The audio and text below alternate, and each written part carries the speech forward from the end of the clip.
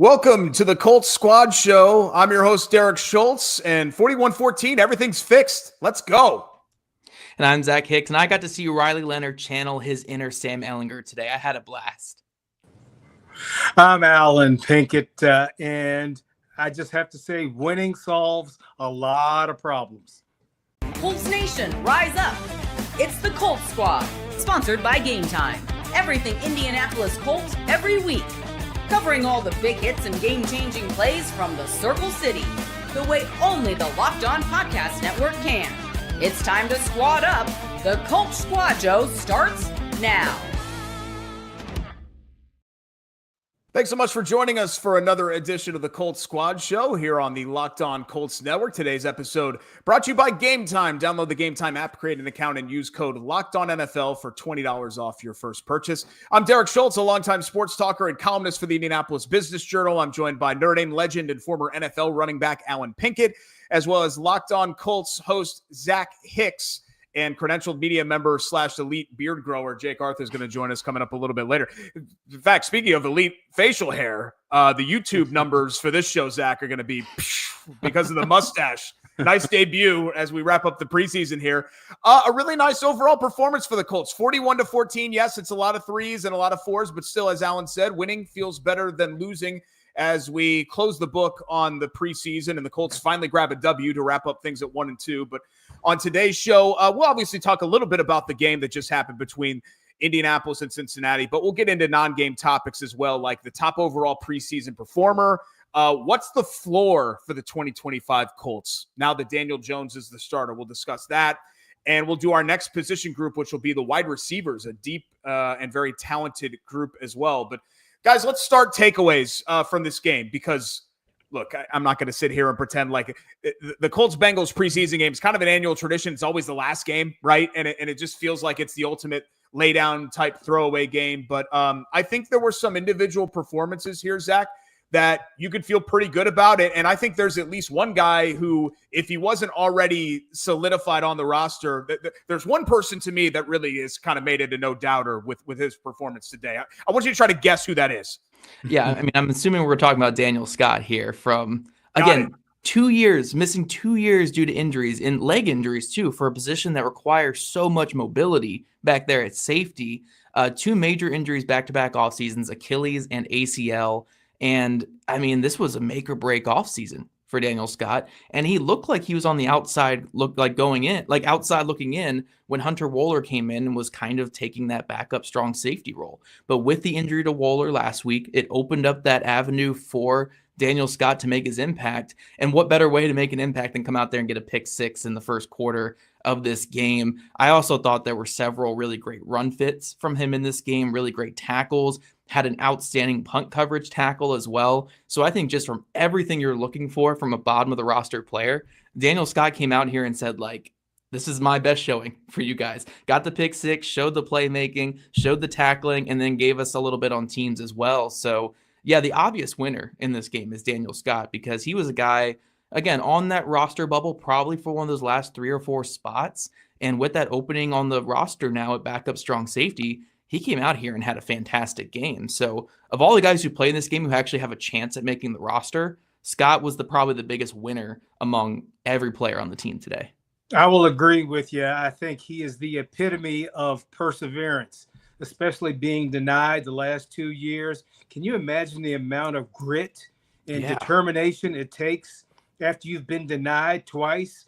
And a lot of times those injuries, you know, the personnel department, they look at you differently when you have an injury. I know as a running back, I had blown up my knee, and then I started wearing a knee brace, and I could just look at the management and coaches, and they just looked at you a little different. I took the damn knee brace off and said, I'm just going to trust my rehab, and just if something happens, it happens. So kudos to Daniel Scott for, you know, having to overcome those injuries and had to wait so long.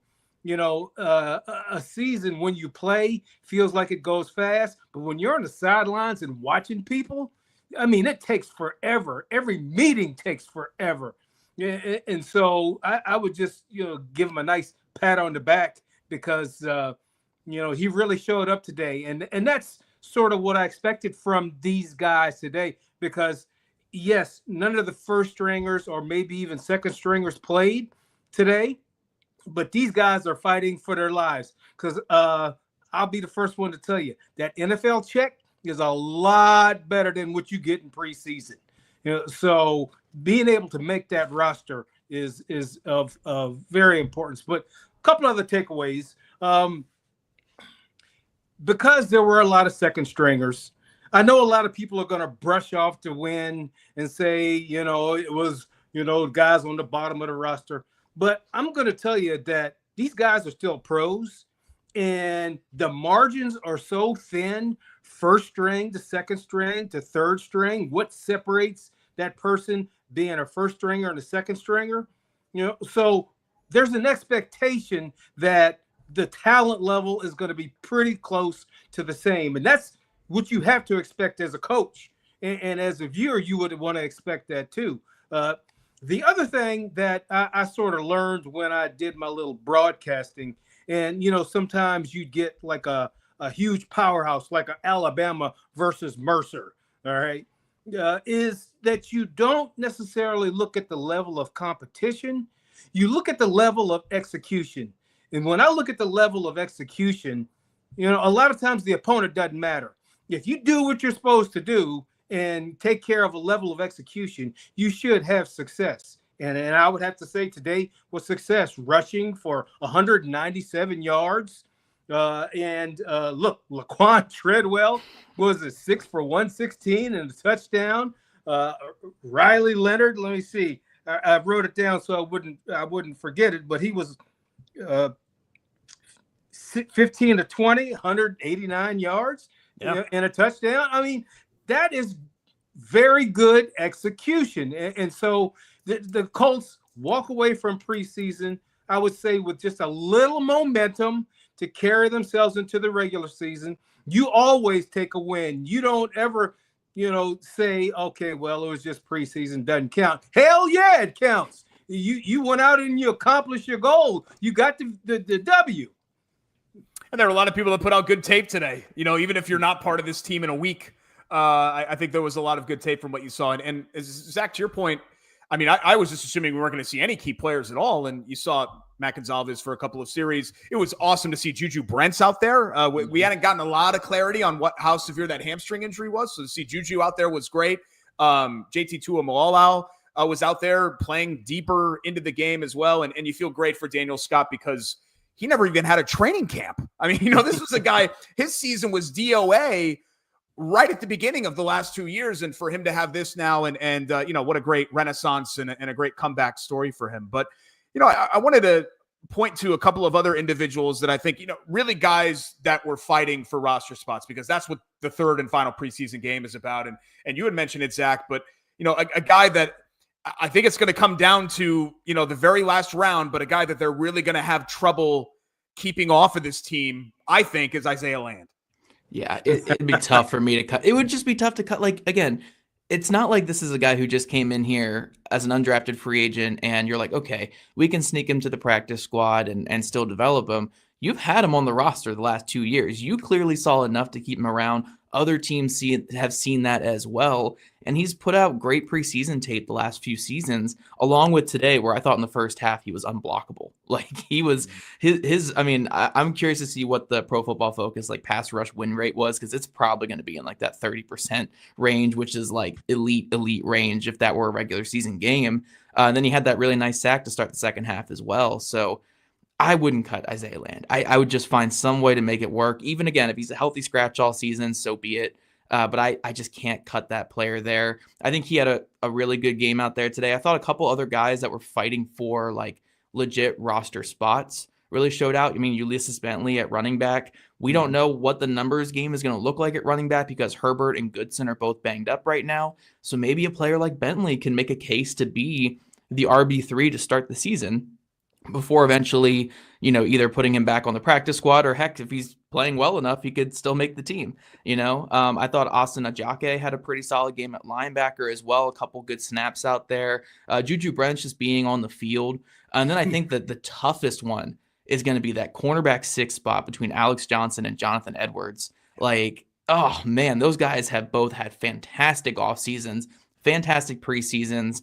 And, with that injury to Justin Wally, it opened up a spot where one of these guys could maybe make the team. And I think I would go Edwards, but it's kind of tough for me to pick between those two. I think they're both really intriguing young players. And then I did want to shout out a couple guys who I don't think there's really any avenue for them to make the team, but they still came out and showed out today. Coleman Owen, of course, another just great preseason performance. There's just no real way for him to make this team right now, but the Colts got to get him on the practice squad. He has been awesome all training camp and all offseason. Laquan Treadwell as well. I mean, we got to call him Unk out there, basically. He's just falling against the 3rd and 4th stringers who are 10 years younger than him, but he does this every preseason, comes out there, has a great showing, and keeps himself around and keeps himself in the conversation.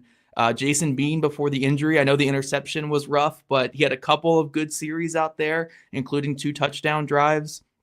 And then on defense, I thought some of the very bottom of the roster guys as well. Trey Washington had a couple of nice tackles. I think at the linebacker room, Shea Gulubi had one of his better preseason games. So overall, I just think this team came out to play today. A lot of the bottom of the roster guys. Heck, Nate Noel at running back, I thought was awesome late in the game. That's one of my favorite players from college the last couple of years as someone who's really followed the App State program. Nate Noel and Cam Peoples were a fantastic 1-2 punch there for a couple of years. So it was great to see him out there in the Colts uniform. So yeah, a lot of guys who, even if they don't make the practice squad, or the roster at all, they put out some good film for the rest of the league. And I think they're going to have a shot to make it elsewhere. But my big fight today is Coleman Owen. You better get him on the practice squad. There's something with Coleman Owen. And there's no room for him, but man, I want to keep him around because he's had just an awesome offseason. It's hard to not reward a guy like that, but they already kind of have their 6 at wide receiver. Well, I will just follow up by saying that I heard Isaiah Land's name quite a bit in the first half, but I know that the happiest person in the world when he got his sack was you, Zach, because I feel like you're the president of the Isaiah Land fan club. Oh yeah. I was again happy to hear his name, and you can see the talent, and it's just a couple little mechanical things where he's going to turn that corner and turn those maybe hurries into sacks if he gets the opportunity. And so you want to be going into the regular season ascending, and I believe that he is ascending. And I echo your thoughts on Coleman. He just kept making plays, and even when he made a mistake, when you do make a mistake as a player, it's like, God, I hope I get another chance so I can redeem myself from that mistake. And sure enough, he did. He catches a pass for 25 yards. So a lot of tough decisions, and it's really a sad time of year when they come up against cut. In fact, one of the things that happens is, the first, second stringers, they will have relationships with, each other, but it's hard to, try to develop a relationship with a guy that might get cut, because once they're cut, they're gone. They're out of your life, so you tend to not really associate with them. You give them encouragement, you wish them all the best and everything, and then next thing boom, they're gone. It's like, I didn't want to pour my heart into this potential relationship for the guy to be gone. So you really don't establish those friendships until you get that final 53-man roster. Yeah. Alan, you got to be pretty happy about the running back room. And, Zach, I know this has been a topic with you and Jake, predating Alan and I jumping onto the Locked On Colts team here. But, that running back depth chart was a real weakness for the Colts last year. And now it appears, certainly if not a strength, it's something that's become solidified. And I say that, if you would have asked me that 4 weeks ago, I wouldn't have said that. And I feel that way now because of what we've seen from Tyler Goodson in camp and during the preseason. And now when you look at some of these deep reserves as well, like if they're able to sneak Ulysses Bentley the fourth on the practice squad, he's an intriguing talent. I love the way he runs. And And of course, you have Jonathan Taylor, of course, at the top, who's still the constant in that room. But, Alan, I think overall, the running back room, you got to be pretty pleased with what we've seen over the last couple of weeks. Well, especially today, watching all the different runners. They each have a different style. They each have something they can add to the offense. And it's going to be incumbent on the running backs to keep this offense going, to keep the defense honest, to be able to scratch and claw for every yard to shorten the field. And it's good for Jonathan Taylor, too, to know that even though I'm the top dog, these guys behind me, they're coming. And so if I want to stay in the game, I got to keep running hard. And so you'd love to have great competition at the running back spot, but you want to have great depth because you always need more than one. Even though as a running back, a lot of times you're selfish. I'd love to get 30 carries a game, but it might not benefit the team to have 30 carries a game. But, every carry I get, I'm going to try and maximize what I can. And I think that's what the running backs on this roster did. Every opportunity they had, they made it as if it was their last carry. And that's how you make an impact, and that's how you make it difficult on the coaches to, pick which group is going to be on the squad. From off-the-radar rookies to overlooked veterans, we've talked about some of them here to start this Locked On Colts Squad Show. Who are the top Colts preseason performers? We'll give you our picks next when the show returns.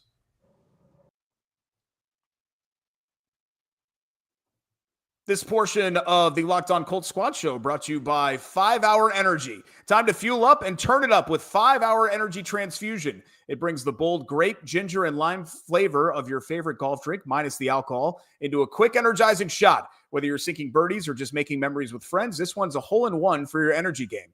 As the temperatures dip and the calendar turns to fall, it's the best time of year to get out on the course and enjoy a round comfortably when you're not sweating to death out there.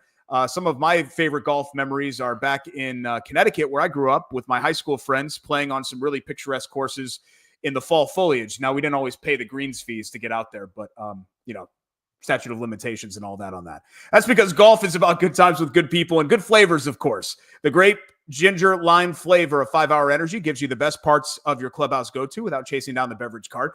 If you go to 5hourenergy.com today, that's the number 5hourenergy.com, you can use our promo code LOCKEDONGOLF to receive 20% off your order. This offer is only valid until September 30th on one order and cannot be used with subscription orders or other promotions. Whether you're meeting up with friends or trying to turn 18 holes into 36, get the energizing boost you need to power through. Order transfusion-flavored 5 Hour Energy shots today.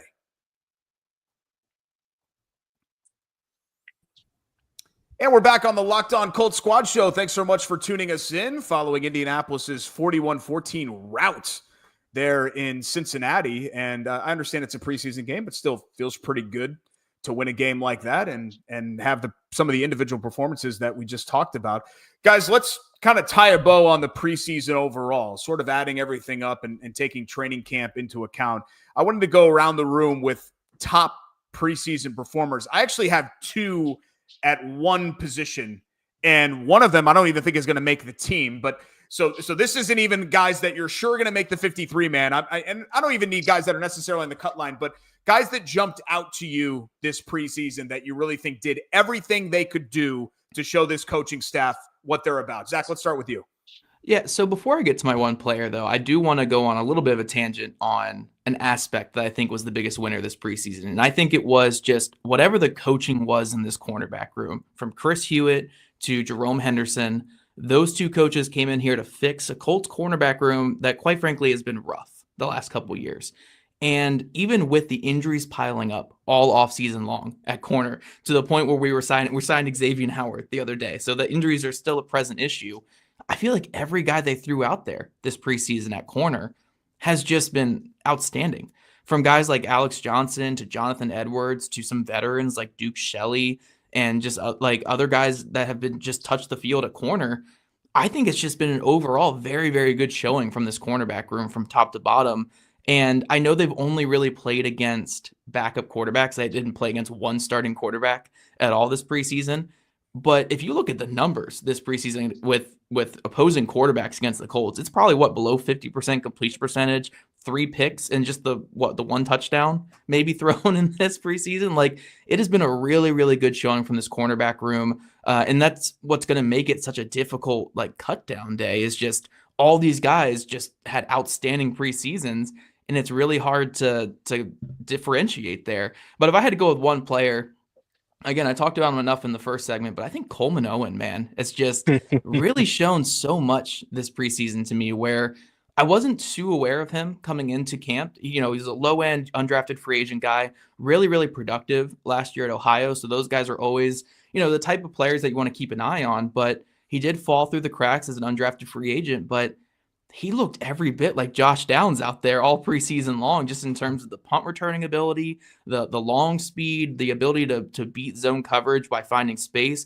Had some outstanding catches today, including that 25-yard, 25-yard like post route, flag route, or whatever it was, down the sideline. Mm-hmm. Oh my gosh, what an outstanding catch it was on that. And like Alan said, that was him coming back from a really poor decision on that punt return. The 2 plays before, goes down and catches a 25-yard catch on 3rd and 10. That's what you want to see from a young player. So I think he's my MVP of the preseason, just in terms of the production, in terms of what his skill set looks like, and just like becoming a guy where I think like you want to do everything you can to convince his agent, like, hey, you're 1 injury away from getting up on the roster. Please don't go to another practice squad. Like, we want you here to develop you. It's just right now, with the way it is right now, it's hard to like let you go. It's hard to keep you on the roster, but like, don't worry, 1 injury away. We'll boost your pay on the practice squad, whatever it is. I don't want this guy to leave. I think he's just been awesome all preseason long. And I really, like I said, I just don't want this guy anywhere else. Well, you make a great case for Coleman Owen, and he definitely did flash. There were some other guys that flashed, but unfortunately got injured. I know some guys you were high on, like a Justin Wally. Mm-hmm. But I would have to say the MVP of camp is Daniel Jones. Think about it. He came in here. That's fair. You're not wrong. He came in here. Yeah, he came in here not knowing the system.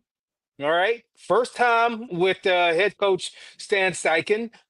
Didn't know any of the players, and takes over the starting position, the most important position on the team. He takes it over. Now, hopefully he can gel with the other players, develop good relationships, so they can learn to trust him. He can learn to trust them. But you think about it, Anthony Richardson has been in his system for this is his 3rd year. Daniel Jones didn't know anything about this system, comes in, takes the job. So in my eyes and in my mind, he's got to be the star of camp. And I'm sure that in the back of his mind, he was thinking strategically, of all the places to go to, where can I go to where I'll have the best chance to resurrect my career?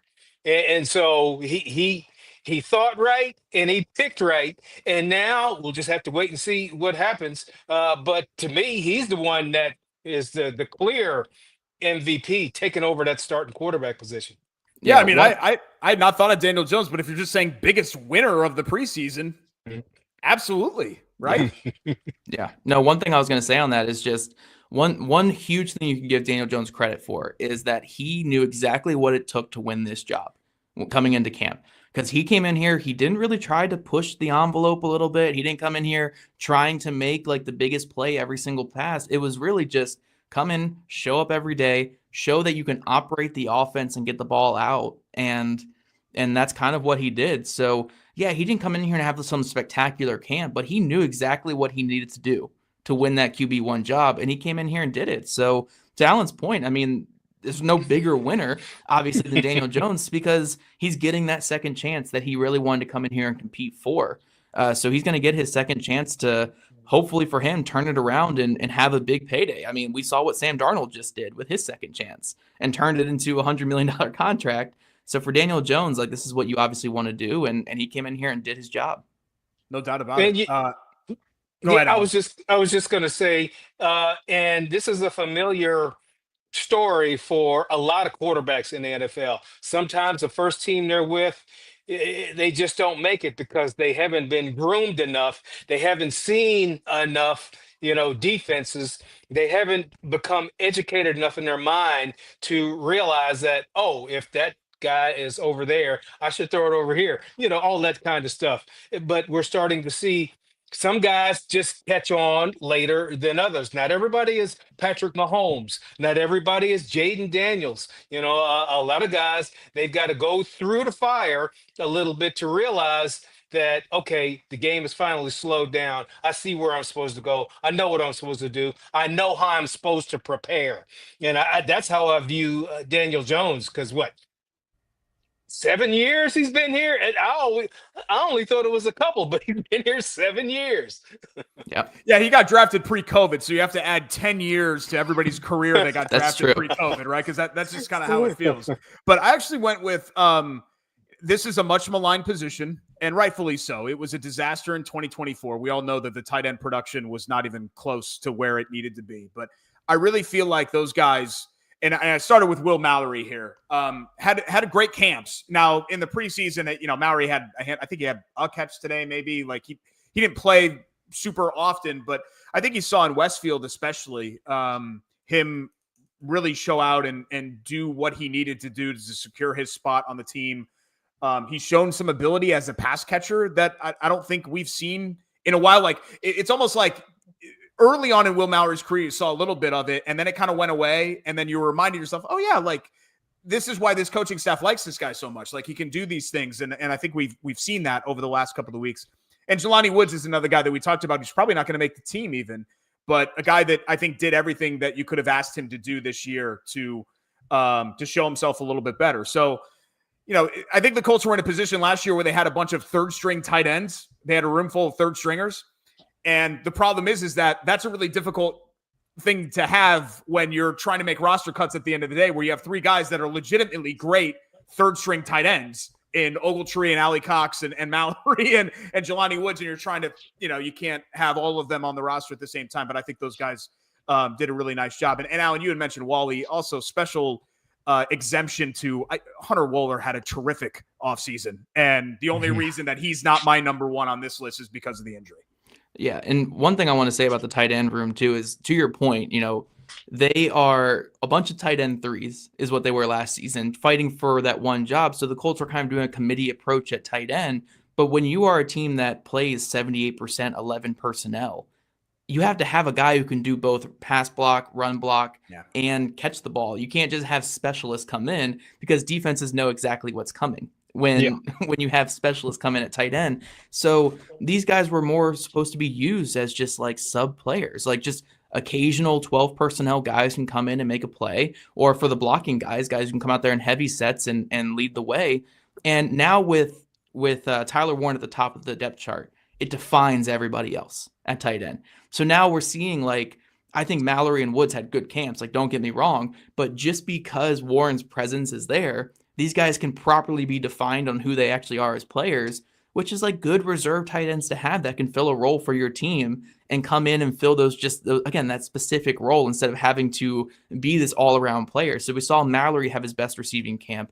Jelani Woods, finally healthy, had a really good receiving camp. Drew Ogletree, Molly Cox, really good blockers. You know what they're going to bring. So I think, honestly, the biggest part for these tight ends is just having Tyler Warren that properly defined what these guys are going to be behind him, and let them focus on, you know what, I might only be a 20% snap guy as the third tight end coming in to catch some passes. So I'm going to be the best darn pass catcher I can be at tight end, instead of trying to, again, you want to be a well-rounded player, but instead of it just being all about trying to build up my blocking, build up this, I'm just going to be the best pass catcher I can be. So when I get out there, I can really be a complementary piece to this offense. I think, again, just Warren's presence really helped these guys.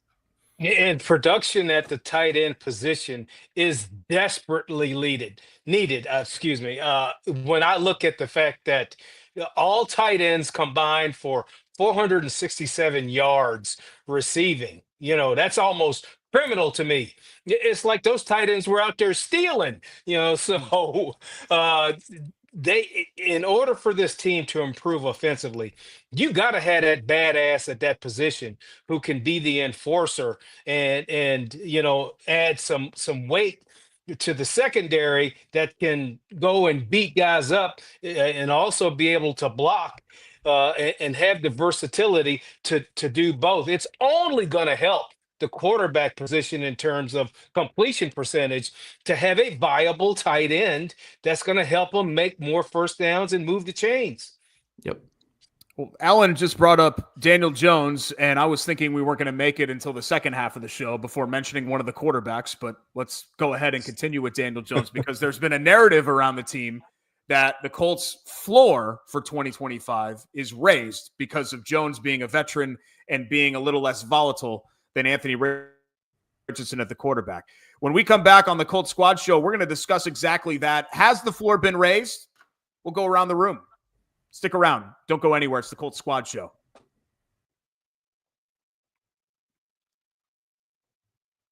This portion of the show brought to you by Gametime. Have you ever decided at the last minute to head to a ball game with friends or family? Maybe it's game day and you suddenly realize you want to be in the stands. That's exactly where Gametime comes in. It's the easiest way to grab last-minute tickets without the stress. With the money you save on tickets, you can splurge on food, drinks, merch, or even a bigger group to come with you. Gametime makes all of that possible. Gametime makes buying tickets fast and simple. Prices on the app actually drop the closer you get to first pitch, and they've got incredible last-minute deals, clear seat views, and a lowest price guarantee that takes the worry out of buying. We all know ticket buying can be a hassle with finicky apps and prices that aren't completely transparent until you get to the checkout card. You never get that with Gametime. With a buffet of sports available as we enter into the fall months, Gametime needs to be your go-to place for sports tickets for every game and every team that you want to go see this year. Take the guesswork out of buying tickets with Gametime. Download the Gametime app, create an account, and use code LOCKEDONNFL for $20 off your first purchase. Terms apply. Again, create an account and redeem code LOCKEDONNFL for $20 off. Download the Gametime app today. Last minute tickets, lowest price, guaranteed.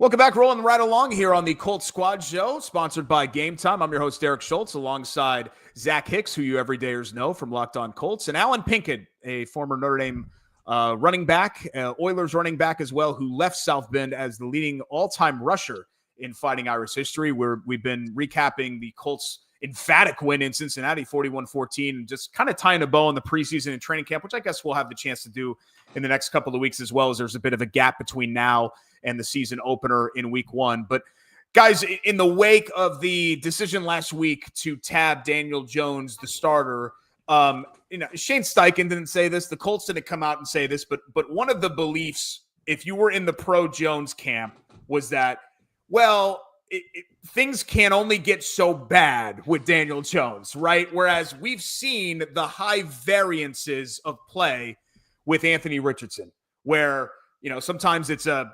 65-yard bomb in the air that hits Alec Pierce in stride. And sometimes it's, the Houston game a couple of weeks later in Houston where, he couldn't throw the ball in the ocean.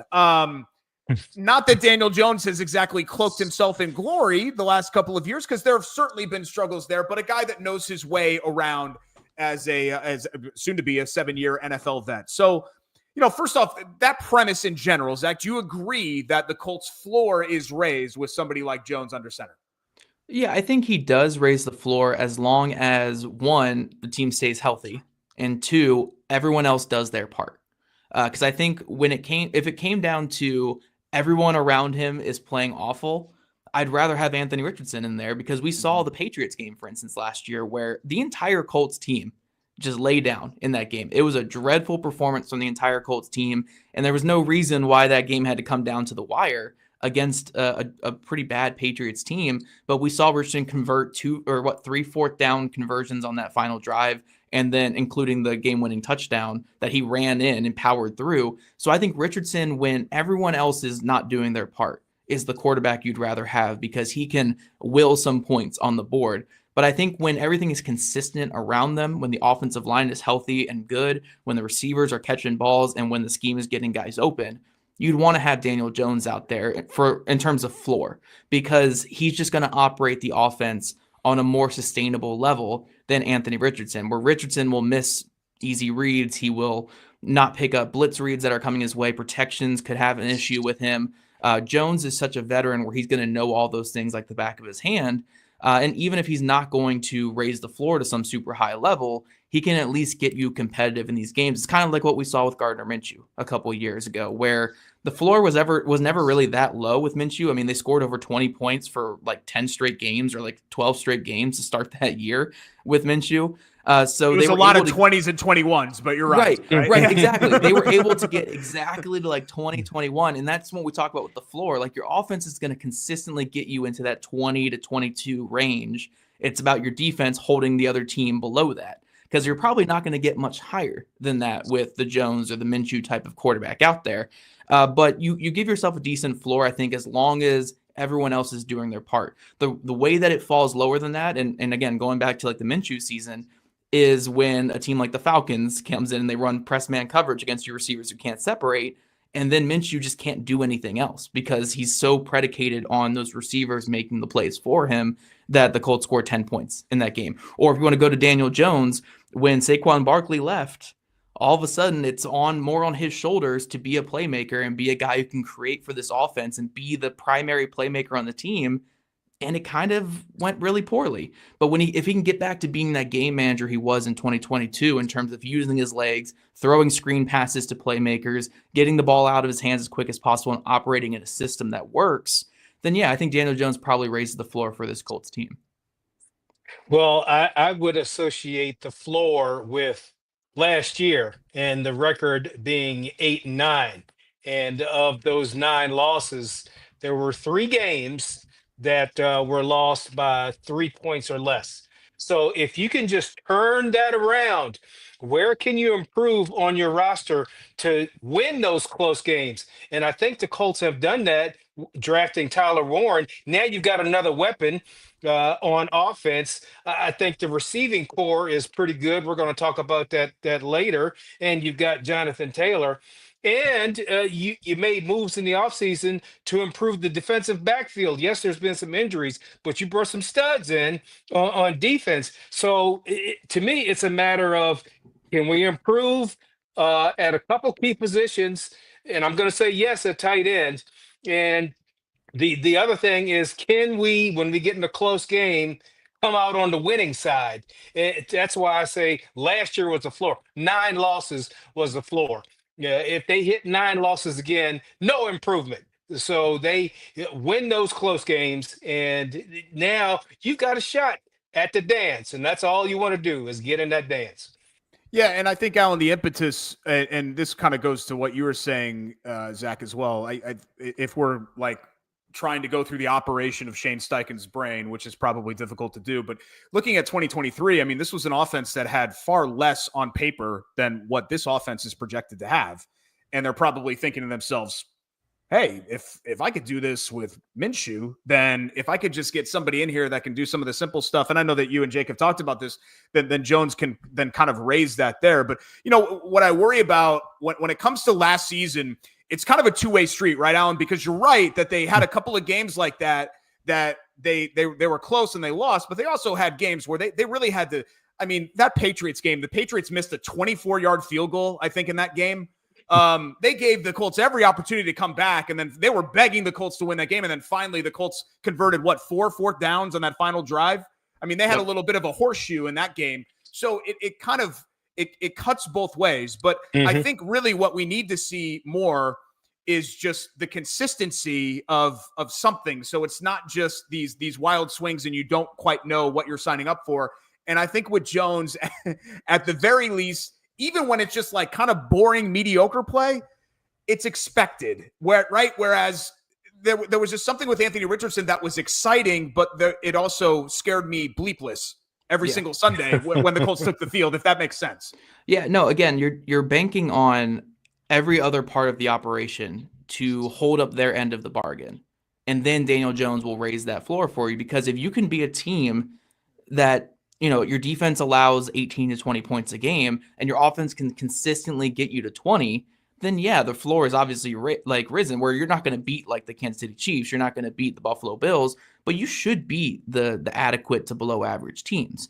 The problem is, again, you need everything else to be perfect right now for the Daniel Jones thing to work. Because if your defense is average to below average, then you're probably not going to be able to run this ball control offense that you want.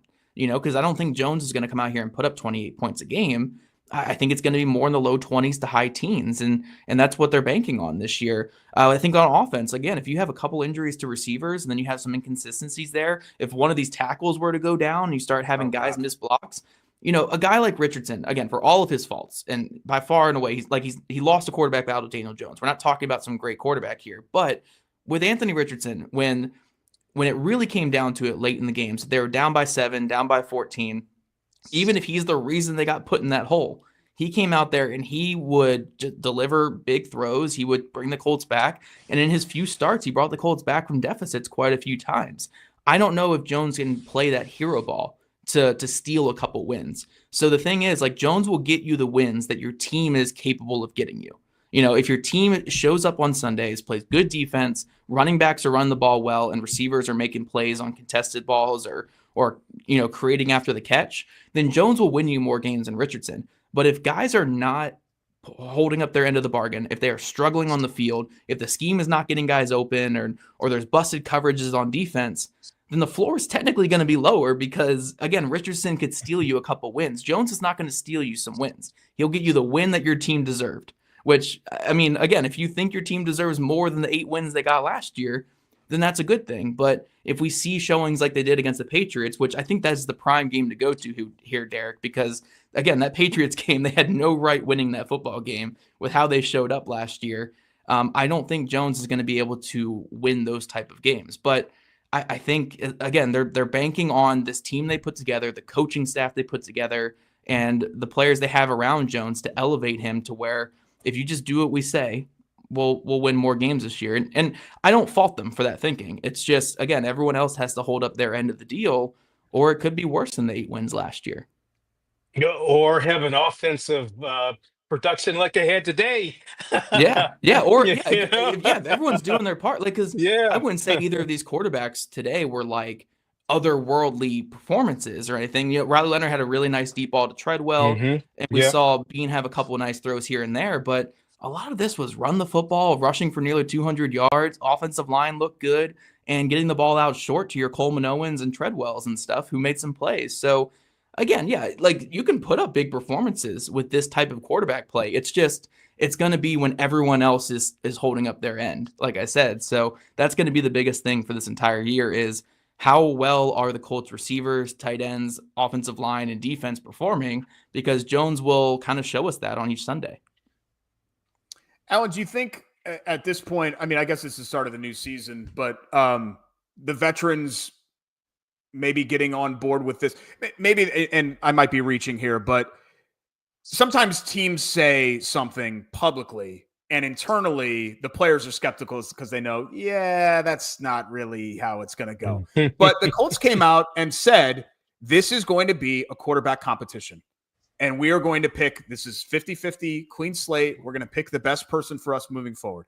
And clearly, at least in their mind, regardless of whether you're pro Richardson or pro Jones or whatever, they picked the person that I think a lot of people on the outside did not expect them to pick. So you've been in those locker rooms, unlike Zach and I, that credibility and, coming out and saying something publicly and being truthful and honest and then living up to that, what kind of play does that get in the locker room? Well, number one, as a player, you want a guy in there that's going to help you win. Bottom line, can you help us win? That's all that matters. I don't even have to like you, but can you help me win? Yeah, so that to me is number one. But I also understand, and guys in the locker room want stability at that position. They want to know they can count on someone. And the way they have set this thing up, they have no choice but to try and count on Daniel Jones. But Daniel Jones has shown, I'm going to be reliable. I'm going to make the right decisions. And every now and then I might have a flash play. But it's one of those offenses where, Zach, you said it right. Everybody's level of execution has to be superior in order for this thing to work. And so I think as a player, what happens is whether they liked Anthony more or less, in order for everybody to eat well, everybody's going to have to, put forth their best effort. And, when they start getting some favorable results, they get some wins, then that momentum starts to build. Then the relationship with everybody starts getting better. Right now, they just want to win. Show me you can win, then we can be boys. All right. Yeah. The And first and, month and of the so season is yeah, going to be huge for this yeah, team. yeah. First month is hmm going to be big because, again, you want people to have short memories and be able to bounce back from wins and losses.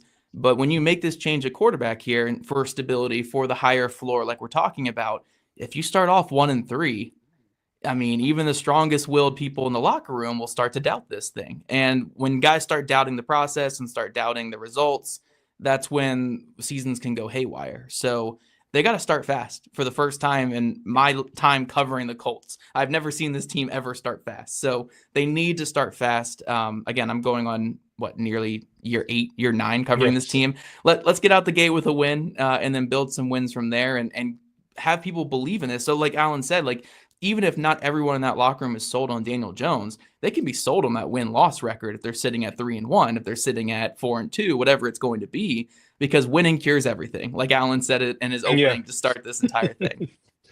And I had Jack Pardee as a coach when I was at the Oilers for a couple years, and he used to always emphasize that it takes 4 games for you to figure out what your personality is.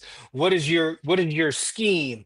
So there's going to be a little bit of growing pains, but after that 4th game, we're going to know, is it a running team? Is it a RPO team? We're going to know what that personality is. So it's a little bit of growth, but then they figure out who they are after 4 games. You mentioned fast starts, Zach. One of my favorite, albeit most depressing Colts trivia little bits and pieces. Their last season opening win came in the 2013 season. Do you know who the opposing quarterback was that day? Oh, geez. So this is way before I covered the team. So let's see. Yeah. 2013. The caveat is this is way before. This is 5 years before Zach started covering him, right? Oh, man. So I'm guessing I'm going to just guess it was a divisional opponent. And let's just say it was like in those Houston, like TJ Yates years or something. So I'll just say like a TJ Yates just for the heck of it here. I'm going to come back with the answer. That wasn't even the plan tease, but I'm going to come back with the answer. We've also got our wide receiver position group next here on the Colts Squad Show.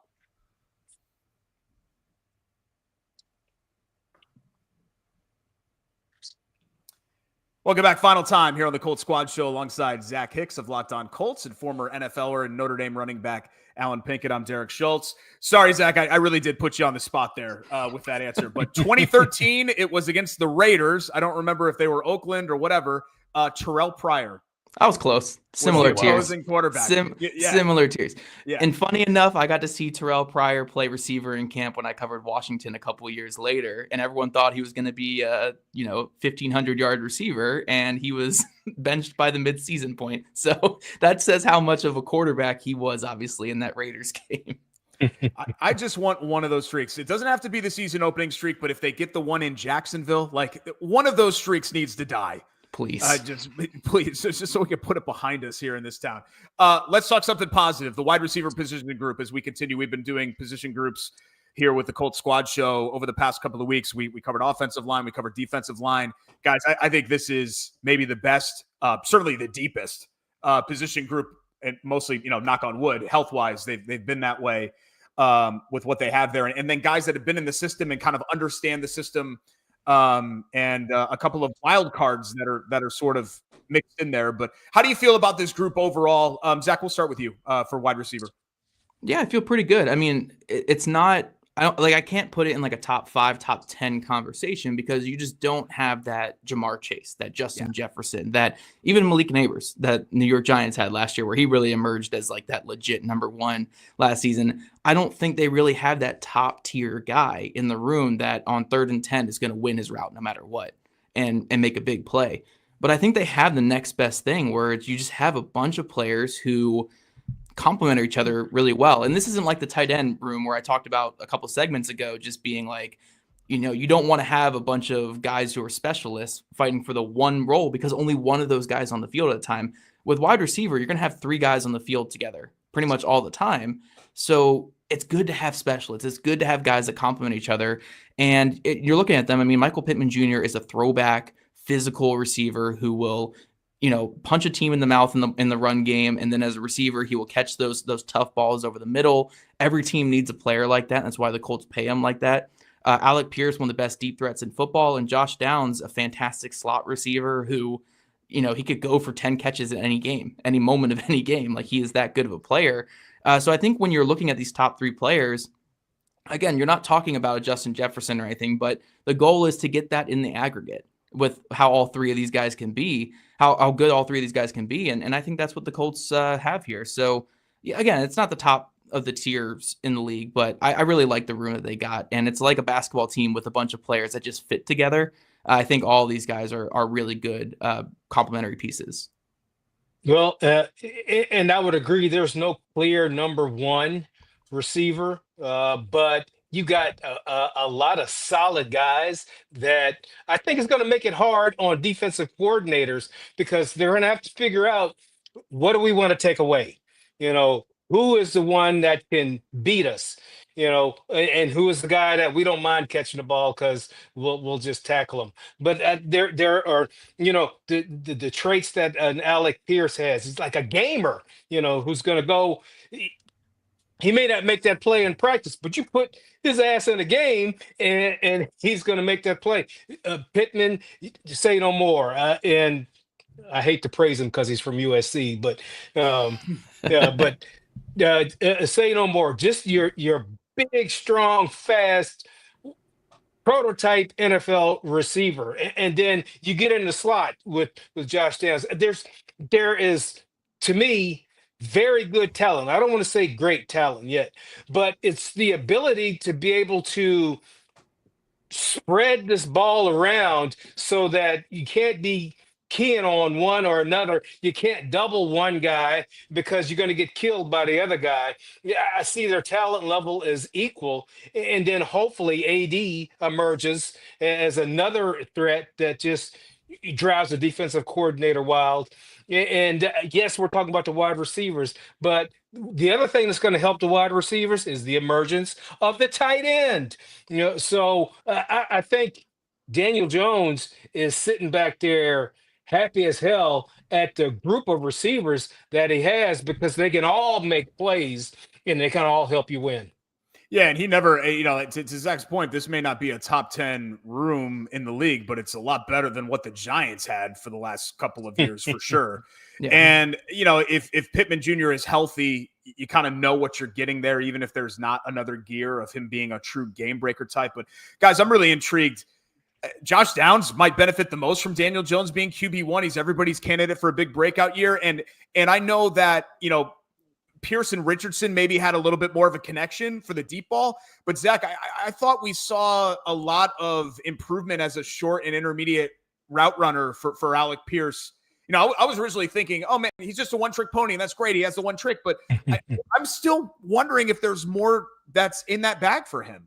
Yeah, he's a one-trick pony in the sense that, like, he can't do what A.D. Mitchell can do, where A.D. Mitchell is – man-to-man coverage, he's going to win. He's going to get open against man. Alec Pierce, a little bit stiffer in the hips. He's not the most loose route runner. I don't think he's going to create a lot of separation against man. But to your point, Derek, where we really see him in the underneath the intermediate game is against zone coverage. If he's running a deep dig route because he can sell that vertical speed, he's going to get open over the middle of the field as long as the quarterback throws with anticipation and touch to him. He's going to make a play there. When it comes to broken plays in the backfield where you're scrambling away from pressure, Pierce showed last year he can be kind of that Johnny on the spot and get to where he needs to go and get to the sideline and make a play down the field. And then also in the red zone last year, he emerged as a pretty good red zone threat, especially with Joe Flacco later in the year, caught a couple jump balls in the red zone. So yeah, I think Pierce can be more than just a go ball guy. I just think if you're expecting him to be like this pure separator in the short to intermediate game, he's not really going to be that, but he can still be a really effective all-around receiver. It's just going to be in a different way. And kind of just wanted to talk a little about A.D. Mitchell because we've talked about him so much this entire offseason. He is, I mean, as far as X factors goes, this is the pure definition of an X factor. Because I think what you have in this wide receiver room is, again, Pittman can be your RPO guy, your over the middle guy, the guy who makes the tough catches. Pierce can maybe do a little bit more than just the vertical game, but that's where he's going to win the most. And Downs, everything short. But again, they need that guy on 3rd and 10 who backside one-on-one is going to get open, get to his landmark when he needs to get there, and make that big play catching in traffic, or again, if he gets open, not catching in traffic. But they need that guy where when teams like you have a gotta have it down, a guy who's going to go get it for you. And if Mitchell can just be a little bit more consistent with his timing and with his hands, he can be that player. He is unguardable one-on-one. We saw it last year against so many really good corners in Derek Stingley and Christian Benford, two of the best corners in football. We saw Mitchell make some plays against those guys on an island. But if he can just refine what he's doing, and even if that's his specialist type role, is just, hey, got to have it down. So we're getting him out there to make a play and get open. That can make this wide receiver room maybe a top 10 unit, because then they don't really have many weaknesses, even if you know what each guy is going to bring. So, yeah, I love the top 3 guys. And like you said, Derek, I think Pierce can do a little bit more, but so much of this comes down to A.D. Mitchell. If he can really take that step forward, this wide receiver room can be like that top 10 unit that we were talking about. And you got to hope that for A.D. Mitchell's sake, that he has success early. Because if he can get success early, he's only going to gain confidence. Because right now, he's a guy who's making great plays in practice. Okay, well, you don't get paid for making great plays in practice. But what you want to be able to do is have that practice play carry over into games. If he can gain that same confidence in games that he has in practice, the Colt receiver is going to be hell to deal with. Yeah. And Alan, I'm sure you play with guys like this. He, to me, is a swagger guy. So when he's feeling it, he lets you know, and he's feeling it, and you can see it translate to his play. Whereas when he's in his head, he goes into the turtle shell a little bit. AD, I think the mental thing is just so important for him, much more so than just your normal kind of run-of-the-mill guy. Yeah. No doubt. And that's the guy you want to try and get the ball to early, so that they don't feel like they're just running routes as decoys. But it's important that they catch it and make a play so that their confidence can be built, so that you feel confident throwing the ball to them, that they're going to be able to make the play. So I think, like you said, Zach, he is the X factor among the wide receivers. He can make or break that wide receiver room. And 3 guys I do not want to leave out. I don't want to forget about Ashton Dulin. He's always been the constant. You always know what you're going to get there. He's invaluable for the things that he does. Anthony Gould had a great preseason as well. Very good. There might be a future there, when there's a little more room at the end for him to be more of a more frontline player. And then you had mentioned him as well, Zach, if we talk about guys that just had a great camp where you're like, man, I really hope they find a way to stash him somewhere. Coleman Owen. I mean, that's not bad. I mean, we're talking about your 5th, 6th, and 7th guys, but if the Colts don't have the best wide receiver room in the league, maybe they have the best 5, 6, 7 in the league. I mean, that's a pretty good group. I mean, heck, we can go to 8 and we can say Laquan Treadwell, the guy who had over 100 yards today in 1/2. I mean, yeah, it's a pretty good room. I like what they have at receiver. They've developed it well. I mean, credit to Reggie Wayne and Chris Ballard for getting the guys in here and developing them and getting them up where they need to be. But I want to take this time, because this is just what I do at the end of these things, and just sending some praise to a guy like Ashton Dulin. And I'm sure, Alan, you were around a lot of guys like this in your playing time, where Ashton Dulin, a guy who came from Malone University. If you guys have never heard of Malone University, it's because right when Ashton Dulin left, the program collapsed in terms of no more football at Malone University. So he broke every single record you can break for all-purpose, receiving. He even had some rushing yards in there and stuff. And then the program collapsed. Oh, and he was also a really good track star there as well at D2 Malone. But comes to the NFL, has these great testing numbers, but no one's going to give you a chance out of Malone. Like, you have to earn that chance. And he didn't just commit to being a receiver. He came out here to be the everything man, from the gunner to the return man. And then he built up his receiving rapport as well. So the same type of credit I gave to Tyler Goodson a couple weeks ago for following this same path, it's what Dulin's been doing since 2019. He's one of the longest tenured Colts as an undrafted free agent out of Malone University. Again, Malone that doesn't exist anymore in terms of football. So, I mean, to string out a career like this, like, I mean, Al and I talked about it a couple episodes ago. Like, he's going to be able to retire with benefits from the NFL because he came in here and did what he needed to do to make the team. So I always have so much just respect for a player like Doolin to go from a roster bubble guy for years to now. We don't even blink when we talk about Ashton Doolin. This is a guy who's going to be on the team. He's going to make plays. He's going to do what's asked of him. And he is just the perfect guy to have at the bottom of a roster. All right. Well, I'll say this. Athletic ability will get you about 2 years. Okay. Yep. It's become more of a cerebral game, and you got to think when you're out there, and you got to be very well-rounded. And we already talked about the average career being 3.5 years, because after 4 years, you qualify for a pension. And they would much rather take a younger guy than make a pension contribution.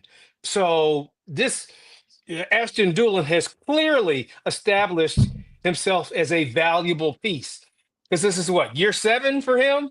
Yeah. So he's already beaten the odds, and you love a good story. He's a good story. And, it's just one of those, you feel for him, because who's he supposed to be watching on Saturdays if his team is not playing anymore? Who's he supposed to cheer for? But he made his mark. And I think his story is inspiring to Malone University about what, he did and what they can eventually become. Another great story. The Colts ending the preseason with a 41-14 win over Cincinnati. Thanks so much for joining us on the Colts Squad Show.